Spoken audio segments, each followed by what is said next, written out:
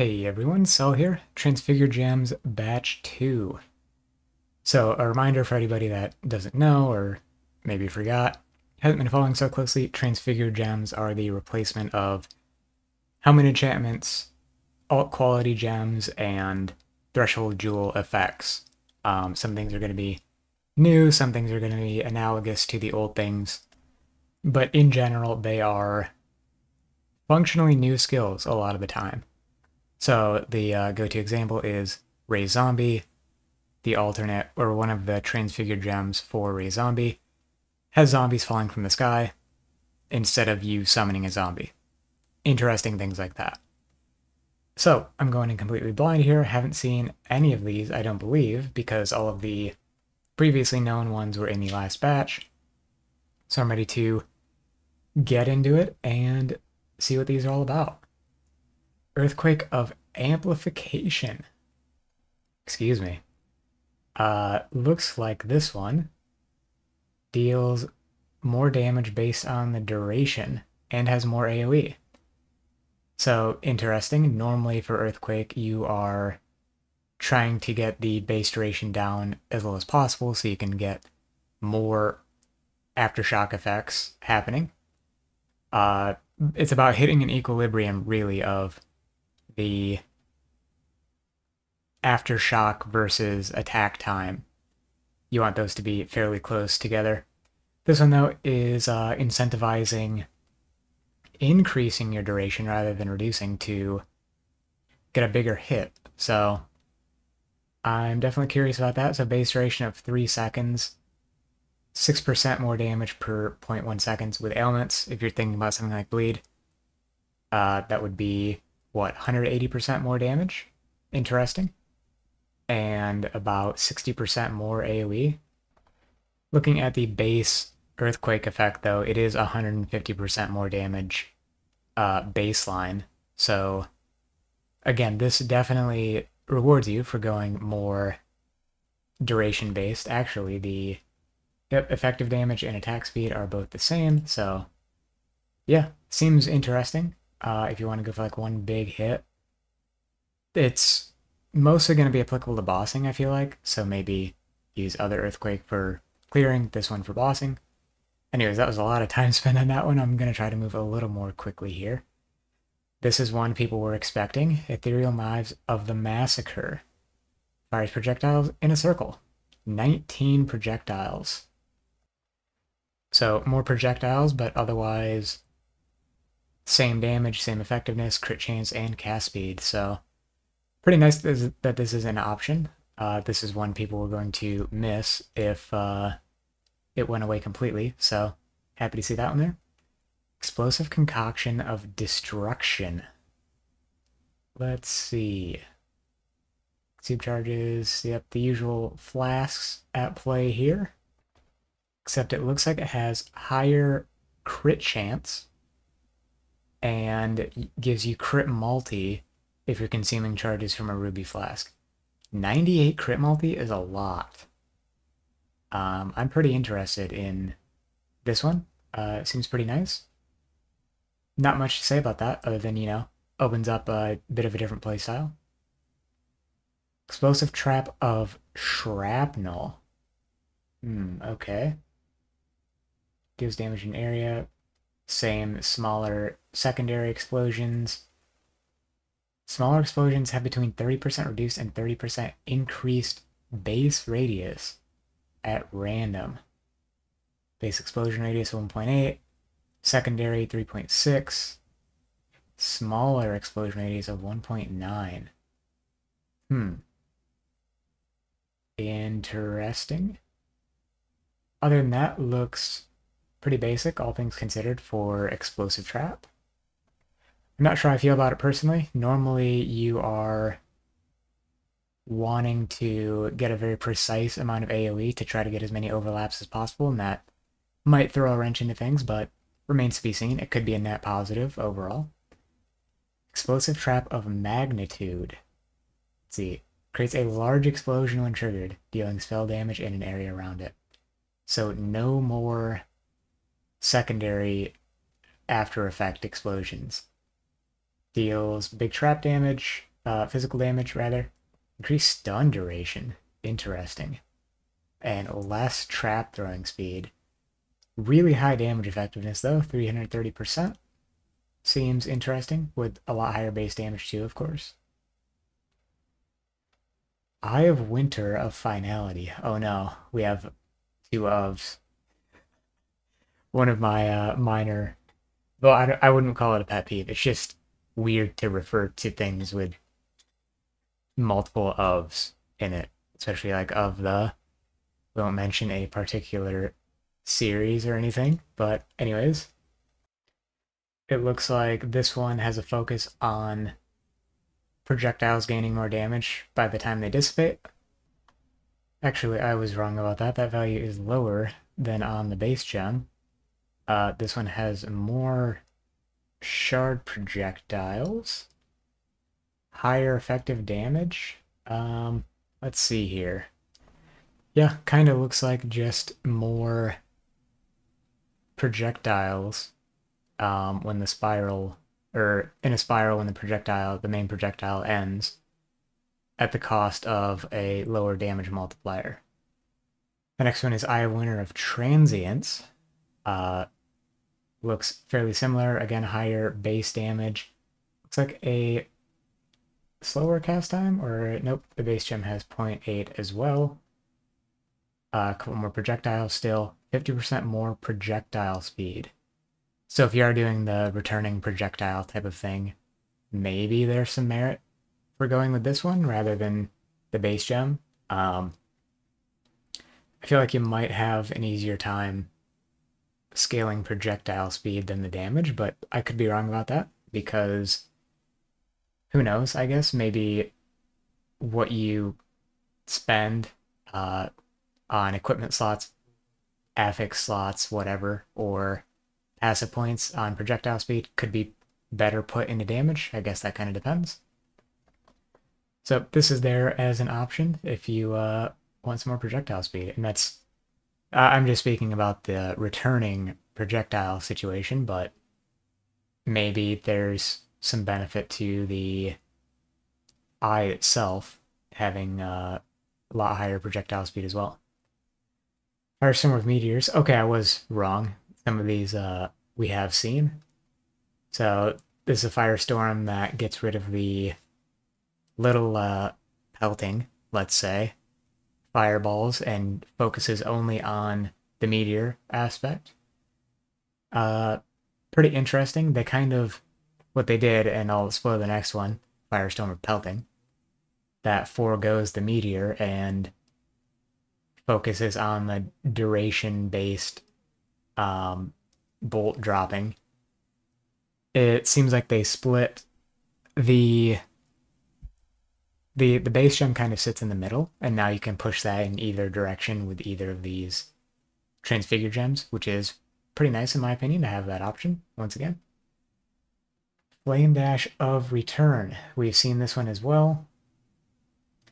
Teleport to a location, then repeat the teleport in the other direction. So you'll go there and then back again. And that's pretty much the main thing about this one, I feel like. Maybe you're doing some kind of hit-based Flame Dash build? Flame Dash totems? Did I hear somebody say that? Maybe Mathel brings that back. I think he did Flame Dash totems, right? He's done Frostblink totems too, hasn't he? Regardless, interesting note here. This one does not have a cooldown. So I guess that's kind of justified by the fact that you can't use it to get anywhere because you're going to be coming back anyways. So, yep, no cooldown on Flame Dash of Return. If you want to make a meme Flame Dash Totem build, it's there now. Flame Surge of Combusting. This one looks pretty good. Burning Ground deals 35% of fire damage per second of inflicted ignite, rather than the base gem, which is 25. This is how most people are using the skill anyways, so if you are using a Flame Surge in your build and like an Arcanist Brand setup, now you have the option of using Flame Surge of Combusting. Seems pretty good. Nice little buff to that aspect of play, at least. Flame Blast of Celerity. Celerity, one of my favorite words, the base of my handle I've chosen. Channels to build up an explosion, which is released when you stop using the skill or automatically at maximum stages. Oh. I don't think Flame Blast goes off automatically. The longer you channel, the larger the area of effect and damage of the explosion. Very interesting. This one is all about spell damage. No Ignite bonuses here, notably. So this will be horrible for Ignite. Maximum 3 stages as well. So you'll be channeling this very quickly, it looks like. Again, another classic, like, kind of meme, but kind of actually good totem. Flame Blast totems. I think Flame Blast of Celerity will be potentially pretty good. Just because of the insanely quick cast speed, low max stages, so you're going to hit that pretty quickly for a big damage multiplier. Seems pretty nice. Flame Blast of Contraction. Okay, this one, again, only stops when you, or only gets released when you stop using the skill. So no automatic here. The larger the damage of the explosion, but the smaller the area. So, ooh. This one is pretty hefty. It does have low base damage and damage effectiveness, but 11 max stages. I think that's including quality, by the way. It's unclear, by the way. This quality might be max stages, but it might be like more spell damage. We're not sure on that yet, I don't think. Whereas, again, this one could be getting an 11th max stage from the quality. 600% more spell damage and 250% ailment damage per stage. So, yeah, that is an obscene multiplier, but you have to consider the low base damage and effectiveness, so I'm curious to see how this one will get used. Flicker Strike of Power. Alright, it's based on power charges instead of frenzy charges. Makes sense. 50% chance to gain a power charge on critical strike. 30% increased crit chance per power charge. If you pair this with a power charge on crit, seems like it'll be pretty good. Or, you know, any other source of power charge generation, really, but the fact that it has some built in is pretty nice. Go for some power charge, stacking, flicker striking, something of that nature. Again, pretty nice to have as an option, if not the spiciest thing. Forbidden Rite of Soul Sacrifice. Let's see. Okay, this one is pretty spicy, actually. Cost is in life. I don't know if Forbidden Rite normally has a life cost. It does not normally have a life cost, I just checked. Sorry for all the... They're not really jump cuts, I'm just pausing whenever I have a thought, and then unpausing after I look into something. But anyways, Forbidden Rite of Soul Sacrifice has a life cost. Deals damage equal to a percentage of your max ES as chaos damage. You also take part of your max ES as chaos damage.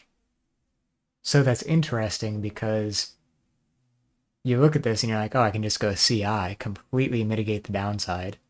But you can't because it has a life cost. So you're always going to be handling that. So I'm curious about how best to handle this, because you could even go like do something like EB. You don't even necessarily have to be taking or covering your life with ES. Doesn't really matter, right? You could use an effect that splits your chaos damage between life and ES, and one that splits other types of damage between life and ES, so that when you take this damage and any other damage, it's more equalized if you are going to be sustaining your ES. So yeah, I like it. Seems interesting. If you watched both of these videos, by the way, thanks, because you've probably listened to me say that's interesting about 700 times over the course of these two videos, and I don't know if I could do it. Anyways, moving on. Frostbomb of Instability. Another one we've seen a little bit of, I believe. So this one doesn't provide exposure, but will go off at the end of its duration, which I believe is shorter. I think the base gem's duration is 4 seconds. So more of a self-cast Frostbomb type of playstyle, which people were already doing with the base gem at times, but this will be essentially a stronger variation. Frostbomb of Forthcoming. This one is 4-second cooldown. Deals more damage based on the duration. Interesting. Looks like this one only has one use as well, so yeah. This one I'm a little intrigued by how to make work, because it has high base damage, high effectiveness. The cooldown seems a little bit hindering. Maybe this is more of a supporting type of drop it on a single target as a bomb type of skill. One to keep an eye on. Frostblink of Wintry Blast. So this one has a cast time, not an instant skill. And it looks like it's the lightning conduit of Chill. 19% more damage with hits per 5% chill effect on enemy, and removes chill after damaging, and can't inflict chill itself. Yeah, that's a puzzler for sure. Only damage with hits too, so no ignite Frostblink shenanigans there or anything like that. Not one I would have expected. Frozen Legion of Rallying. Looks like this one has noticeably lower effective damage. From what I can tell on the wiki, the page for Frozen Legion is not very nice compared to other skills, but it looks like it has 280% damage effectiveness versus Frozen Legion of Rallying's 135%. However, the cooldown time here is 0.3 seconds rather than 0.8. So that'll make it a lot nicer just in general, I think. I think if you press people to pick one, they would probably want to play this than the base gem. Glacial Cascade of the Fisher. So this one has no damage multiplier on the final burst, has higher base damage and effectiveness, and causes 8 bursts instead of 4. I think the final burst kind of mechanic is a little clunky, so I think I like this one better than the base gem. Glacial Hammer of Shattering. Converts all your physical damage to cold. If striking 3 times in a row, the third strike will be a critical strike. I wonder if striking 3 times in a row just means you succeed in a hit chance roll 3 times against a particular enemy. Or, yeah, I don't know how that's determined, but regardless, very interesting. Means you're at a fixed 1/3 crit rate unless you're investing in a crit. In which case, you could have higher than that, but you might just want to lean into the guaranteed crit and scale a bunch of multi instead of worrying otherwise about your crit chance. Ground Slam of Earth Shaking. This one has higher effective damage and less damage to closer targets than the base gem, with 100% increased angle. Sounds interesting. I don't know exactly how the angle works. Like, can you get it so big that it wraps around you, or is this going to be like a 180-degree kind of effect? Not sure. Hexblast of Contradiction. Ah, I think I saw this one. Very similar to normal Hex Blast. This one has 6 crit instead of 4, I think is what normal Hex Blast has. Damage might be a little different as well, but it has a 90% chance to remove a Hex after damaging. So 10% chance that your Hex remains after the hit. It's not really how people have been playing Hex Blast. I don't know how applicable it is going to be. It would require some rethinking of how things are done, I guess. Because normally you're removing the Hex to use Hex Blast and then on hit applying a new one. So it's kind of irrelevant. It's something people have already built around. So I think reducing that by 10%, like at the 10% chance to retain the curse just doesn't really matter that much, but who knows? Maybe somebody comes up with something. Hex Blast of Havoc retains the curse requirement to deal the AoE damage. However, it has lower base damage if we're looking at the other one as a comparison. Lower base damage, lower cast time, almost twice as fast. It loses all of the ailment stuff and the resistance line as well. So you're dealing chaos damage, only inflicting chaos ailments at a base, and you are not, or you're being resisted by chaos damage. Versus this one and the base Hex Blast don't really, or do have those modifiers, you know, all damage can ignite, freeze, and shock. Chaos damage hits is resisted by highest resistance instead. Oh, hang on a minute. That one's different. Normal Hex Blast is resisted by lowest resistance. That changes this one, I think. My brain is not big enough to know how at the moment, but maybe there's some kind of situation in which you really want enemies to have high resists. Seems, yeah, weird.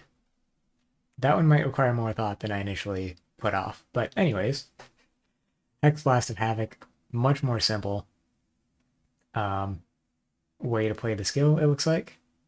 Seems like it's aimed more at self-cast as well with the lower cast time. Holy Flame Totem of Ire. This one's got a very fun 128% more projectile speed. Even without any base speed, that's going to be insanely fast. It's a lot further range on the projectiles. And then increases, of course, are going to get multiplied with that. So you're going to be able to spit out a lot of fiery projectiles across a very long distance with this one. Ice Nova of Frostbolts. So they removed the capability of the base gem to be cast on Frostbolts, same as Vortex. Looks like this one just adds back that functionality. It splits the playstyles into 2 separate gems though, so if they need to change one, they don't have to necessarily change the other at the same time. Ice Nova of Deep Freeze. Freeze enemies as though dealing 390% more damage, with a 50% chance to freeze enemies. That's pretty nice to have that built in because it means you don't have to crit necessarily. You could fill out another 50% elsewhere if you needed to as well.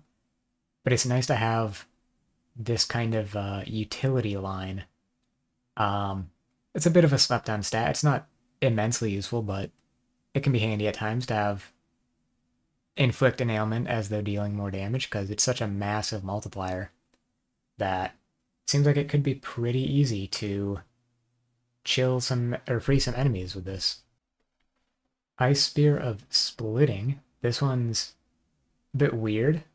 Not to my personal liking, I don't think. Projectile split towards 7 targets.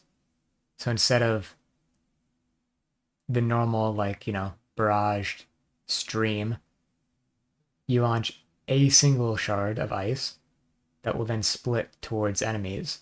I guess actually thinking about it out loud, it seems like it could be nice as a clear skill potentially, and maybe that's the intention. Projectiles can also split from hitting terrain, so That's pretty nice as well. You don't necessarily have to hit an enemy. And then after they split, they'll have an insane projectile speed multiplier and pierce. Icicle Mine of Fanning. This one we've seen as well, I believe. This one fires projectiles at enemies rather than in a random direction. The downside is it does not apply increased crit chance at the same rate, 10% rather than... Nope, I'm getting ahead of myself. Scratch that. The base gem is also 10%. So the main difference here is you'll fire projectiles towards enemies rather than at or in random directions. Icicle Mine of Sabotage. This one is the opposite of what I was just saying, which is part of the reason for the fumble. Each mine applies 40% increased crit chance to hits against enemies near it. So 40% per mine instead of 10%, up to a max of 500%, which is the same across both versions, or all three, I guess. So this one is definitely more of a supporting thing. Throw down a couple mines for the increased crit chance, rather than using it strictly for your own damage. Infernal Blow of Immolation. This one has a focus on the charges that are innate to the skill. Again, max of 6 charges. The debuff deals 90% of damage per charge rather than 66%. So a pretty big increase over the base gem. Lancing Steel of Spraying. So it looks like this one has a lot more projectiles. The projectiles being fired in a sequence is the same across both versions of the gem, but this one just has way more projectiles and hits after the first on each enemy, deal 90% less damage. So it's not strictly just a massive multiplier, but it does scale nicely with extra projectiles, given that it has the base 12 on the gem. I think people generally consider this one of the weaker steel skills, so maybe this one helps change that. Leap Slam of Groundbreaking. So this has the same line as the base gem, which is damaging hits always stun enemies that are on full life, except this one has more of a focus on that, it seems, with 79% increased stun duration against enemies that are on full life. It has more base damage, so that'll help the stun duration as well, but it has lower attack speed.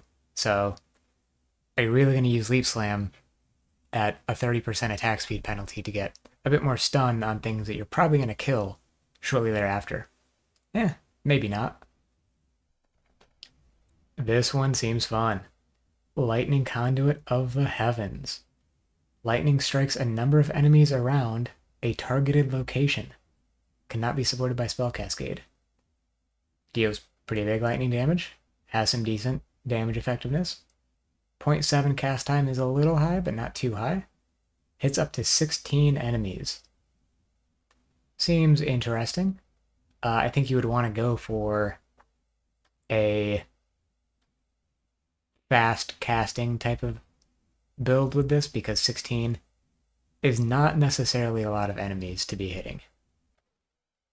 Interestingly, if this might have the Stormbrand situation where it can be scaled by concentrated effect without necessarily hindering the damage too much.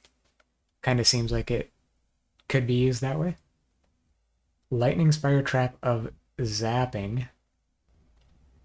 This one seems to have higher damage than the base gem. Doesn't have a cooldown, so you can spam it, but it strikes fewer areas and it strikes a little bit slower and has less base duration. But who knows, maybe it could be better for sustained single target because you're not waiting on the cooldown ever. Lightning Spire Trap of Overloading. Oh man. 100% critical strike chance. Now, that is pretty spicy. Never thought I would see a gem with that baked in. Just straight up on there. Cooldown time of 10 seconds though. You're gonna bomb an enemy and then be out for a while. It has decent damage though. 100% crit chance is pretty insane, I think. Particularly if you got your hands on this for like leveling. You just throw in a crit multi-gem, this thing is dealing, 3 times damage, triple damage basically, without really anything else happening with it. Yeah. I'm into that as a general idea, I think. Lightning Strike of Arcing. This one seems really fun. This is another one that gets me excited immediately. Chains plus 9 times, 10% more damage per chain. Decent base damage. No attack speed penalty. Very nice. Normally you're piercing with a gem like this. It doesn't have extra projectiles. That is something to note. So maybe you play this on the Deadeye or something. Get the chain node, chain off of walls and whatnot as well. Terrain, however it's phrased. Seems nice. I think this is going to be one people want to experiment with and try out because it could be pretty good. Lightning Tendrils of Eccentricity has lower effective damage and some crit multi on it. Stronger pulse every 6 pulses instead of 3. Stronger pulse always critically strikes. That one's new, I believe. Stronger pulses have more AoE and deal more damage with hits and ailments. So more of a focus on the stronger pulse situation. The wiki doesn't say it, but I was pretty sure the base gems stronger pulse always critically strikes. Maybe they got rid of that and this is kind of a replacement for that. Not really sure. Lightning Tendrils of Escalation. This one has higher base damage and effectiveness. Gains 1 meter to radius per second while channeling up to 2. So 2 seconds worth of channeling, you're up to max radius. 2 meters is quite a bit. That's a 20 of the old unit. So, I mean, you can see it almost doubles the base radius, kind of. I mean, with the extra 0.9 there, it's 3.3 meters. So you're going from 3.3 base to 5 base. Still a pretty big jump, but honestly probably not going to see a lot of use. Mirror Arrow of Bombarding Clones. Okay, we must have seen Blink Arrow of Bombarding Clones yesterday, because this is pretty much the same thing. But I think you end up using both skills if you're playing a build with them, so that kind of makes sense to have the same things on each of them. And yep, here's one of Prismatic Clones as well. Molten Strike of the Zenith. I think I know where this one is going. So, causes, you hit an enemy, launches molten magma. It says divided amongst all enemies hit by the strike. I'm not sure if that's the same as the normal gem. Feels like it's not, but it could be. It's been a while since I've played it. Deals the area attack damage. It requires a 2-handed melee weapon. I glossed over that fact earlier. Every 5th attack fires 5 additional projectiles. And those projectiles deal 1,000% more damage with hits and ailments. That seems pretty good. I mean, it's got a 50% less multiplier with projectiles to begin with, so if we're looking at base damage, it's really like 500% more every 5th, because, you got to consider that if you're looking at Ignite or anything funky like that. And that's about it for those. Well, I guess I should finish my thought on the Molten Strike first. But, yeah, I don't know. It seems like one that would need testing. I'm a little skeptical of the ones that require a 2-handed weapon, because historically that hasn't really been the best thing, necessarily. So, I think this is one that might need some experimentation. Probably from someone other than me. Anyways, that's about it. I think my favorites out of this batch are EK, because, it's a classic EK Nova type of playstyle, going way back.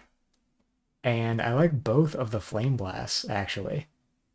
I think Flame Blast of Celerity has a big like totem build potential, and Contraction maybe for Ignite. I'll have to do some math on the base damage, but it's going to be one of those things that's really tricky to play because without AoE scaling, your base radius at max stages is going to be 0.4 meters, 4 units.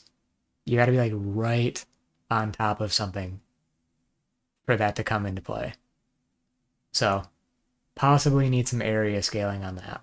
But Flicker Strike is also interesting, even though I haven't really played it myself ever, I don't believe. And yeah, some of these are just kind of weird. I do like Lightning Conduit as well.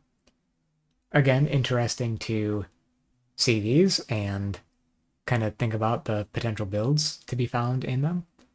If you have any ideas, let me know down in the comments. I haven't felt as inspired by this batch as the last one, so I'm curious to hear your ideas.